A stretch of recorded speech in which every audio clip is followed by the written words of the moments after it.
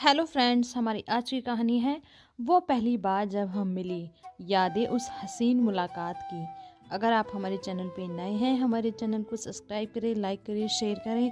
तो चलिए बढ़ते हैं आज की कहानी की ओर। रिया, आ गए तुम कुकिंग क्लास से?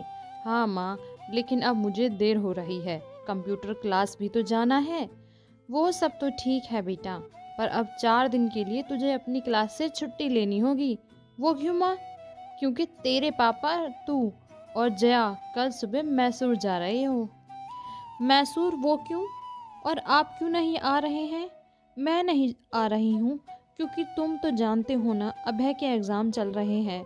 माँ, तो हम सब बाद में चले जाते। बाद में नहीं, अभी जाना होगा। तेरे पापा ने टिकट भी करा ली है। अब ये सब बात छोड़ और मेरी बात ध्यान से सुन। कल जो तेरे लिए 2 कुर्ती लाई थी, वो और ये ले, यह साड़ी भी पैक कर लेना। माँ, आप क्या बोल रही हो? कुछ समझ नहीं आ रहा। जब आप साथ नहीं आ रहे हो तो आपकी साड़ी क्यों रखनी? माँ, आप पहेलियाँ मत बुझाओ, साफ साफ बताओ क्या बात है। बेटा, तुझे मैसूर लड़का देखने जाना है। लड़का देखने? माँ, अभी तो मैंने फर्स्ट ईयर के एग्ज़ाम दिए हैं, मैं आगे पढ़ना चाहती हूँ। मैं इतनी जल्दी शादी नहीं करना चाहती। मैं जानती हूँ, पर शादी कौन करा रहा है तेरी? सिर्फ लड़का देख ले, पसंद आया तो आगे बात करेंगे। सगाई हो जाने दे, शादी पढ़ाई पूरी करने के बाद करेंगे। एक बार सगाई हो जाएगी तो तेरे पापा के सर से भी बोझ हल्का हो जाएगा। अच्छा माँ, तो अब मैं आपके लिए बोझ हूँ? पिछले 3 महीनों में 4-5 रिश्ते आ गए हैं मेरे लिए। हर किसी के सामने शो पीस की तरह पेश किया जाता है मुझे, और फिर वे लोग मना कर देते हैं। मैं नहीं जानती मुझ में क्या कमी है। यह बात अलग है कि मैं आज तक किसी लड़के से मिली नहीं। लड़की से मिलने से पहले उसके घर वाले ही मुझे रिजेक्ट कर देते हैं, तो लड़के को कैसे पसंद आऊंगी? और आपसे मैंने पहले भी कहा है कि आप और पापा मेरे लिए जिसे पसंद करोगे मुझे मंजूर है। पर माँ, फिलहाल मुझे अपनी पढ़ाई पूरी करनी है। बेटा, मैं जानती हूँ कि तू हमारी पसंद पर कभी सवाल नहीं उठाएगी, पर लड़का तुझसे मिलना चाहता है और तेरे पापा ने उन्हें हाँ भी कर दी है, और उनकी मर्ज़ी के खिलाफ जाऊँ इतनी मुझ में हिम्मत नहीं। ठीक है माँ, जैसे आपकी मर्ज़ी, पर आप मुझसे वादा करो कि इस बार लड़के ने रिजेक्ट किया तो पढ़ाई पूरी होने तक आप मेरा साथ दोगी, और पापा से बात करोगी कि अब 2 साल तक और कोई रिश्ता नहीं। बेटा, मैं हमेशा तेरे साथ हूँ, पर अब तू भी जया की तरह थोड़ी मॉडर्न हो जा। फिर किसी की क्या मजाल कि तुझे रिजेक्ट करे। तेरी जैसी सीधी साधी लड़कियां आजकल के लड़कों को पसंद नहीं आती।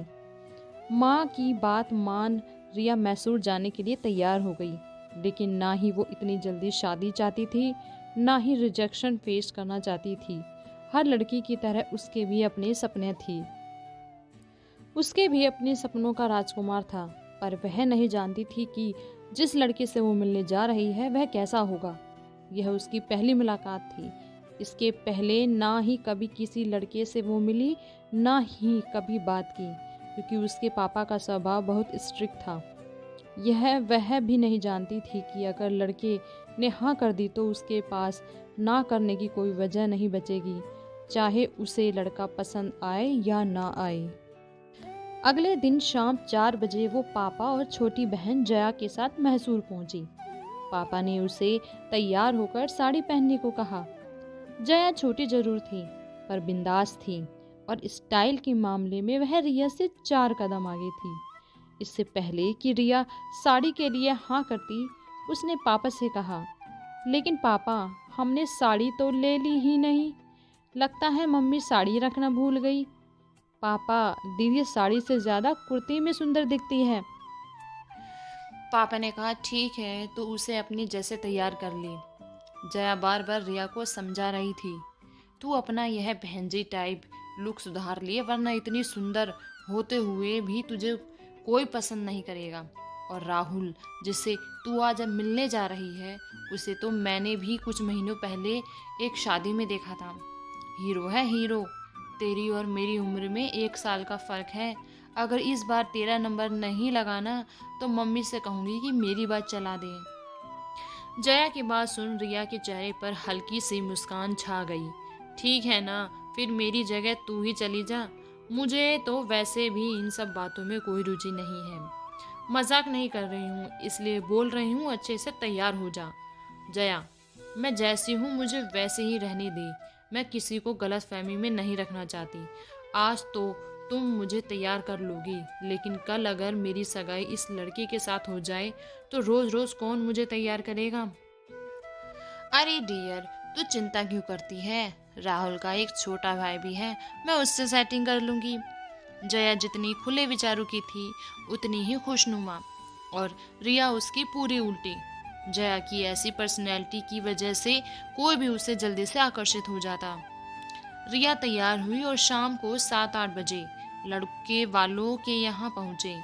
लड़के के घर वालों की नज़र में तो रिया पहले से ही थी और उन्हें रिया की सादगी भी भा गई, लेकिन फैसला तो राहुल के हाथ में था।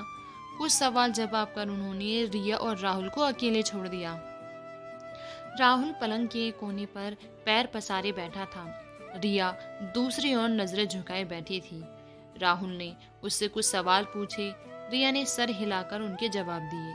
वह एक नज़र उठाकर राहुल को देखना चाहती थी, लेकिन उसकी हिम्मत नहीं हुई। रिया, आप कुछ पूछना चाहोगी मुझसे मेरे बारे में? रिया ने सिर हिलाकर ना कर दी। कुछ बोलोगे भी या यूं ही सिर हिला हिलाकर हाँ ना करोगी?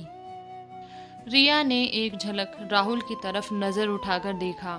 राहुल की सादगी और बात करने के तरीके से उसे पहले ही नजर में राहुल पसंद आ गया था, पर अब उसे डर था कि इस बार अगर राहुल ने उसे रिजेक्ट कर दिया तो।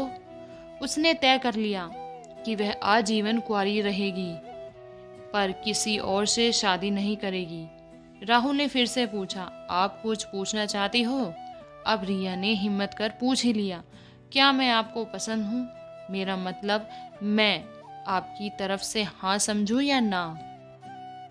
इतना जल्दी तय करना मेरे लिए बहुत मुश्किल होगा कि तुम मुझे पसंद हो या नहीं, पर रही हाँ या ना की बात, तो मैं इतना ही कहना चाहूँगा कि मेरे लिए किसी भी लड़की की इज्जत से बढ़कर कुछ नहीं। तुम या तुम्हारी जगह कोई और भी लड़की होती तो मैं एक बार देखने के बाद, यहाँ तक बुलाने के बाद कभी मना नहीं करता। एक लड़की पर और उसके परिवार पर रिजेक्शन का क्या असर होता है, यह मैं बहुत अच्छे से जानता हूँ। इसलिए मैं इस तरह से तुमसे मिलना नहीं चाहता था, पर घर वालों के दबाव में आकर मुझे हाँ करना पड़ा। अब तो रिया के दिल में राहुल के लिए और भी इज्जत बढ़ गई। वहां से जाने के बाद उसे अब बस राहुल के हाँ करने का इंतजार था। इस एक छोटी सी मुलाकात के बाद उसका पूरा जीवन ही बदल गया। उसे तो अपने सपनों का राजकुमार मिल गया। पूरे सफ़र में राहुल के बारे में सोचती रही, जबकि वह अच्छे से जानती थी कि उसकी हाँ या ना कोई मायने नहीं रखती, पर उसे राहुल ने विश्वास दिला ही दिया था कि वह मना नहीं करेगा। आज वह राहुल के साथ एक सफल शादीशुदा जिंदगी जी रही है। जितना वह समझती थी राहुल उससे भी कई गुना ज़्यादा अच्छा इंसान है। यह कहानी 20-22 साल पुरानी है। जब कभी कोई लड़का किसी लड़की का रिश्ता ठुकराता है तो लड़कियों के लिए रिश्ते आना मुश्किल हो जाता है। यह है रिया की पहली मुलाकात की कहानी। तो कैसी थी आपकी पहली मुलाकात? शेयर करें हमारे साथ आपकी पहली मुलाकात का किस्सा।